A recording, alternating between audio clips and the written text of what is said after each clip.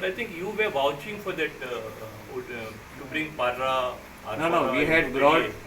we had brought this area under PDA because PARRA is a very very green area.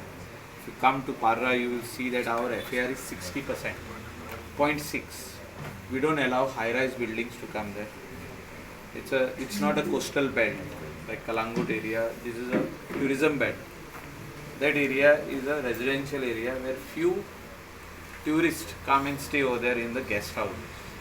So we only allow ground plus one villas, and the hill which was 100 meters converted earlier had to be reduced. So we had to draw a new plan. So that is why the area was brought under planning area, and that whole thing was removed. So around 2 lakh square meters was removed from settlement and made as orchard. So hills are taken care of.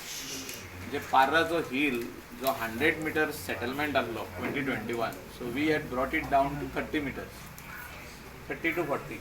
So that should be taken care. I had spoken to him in the assembly also, that he said we will take care that no hills will be allowed for conversion. And we had even told that in ODP there were some hills which were converted in Arpora, which needs to go back to settlement. So we are happy with that.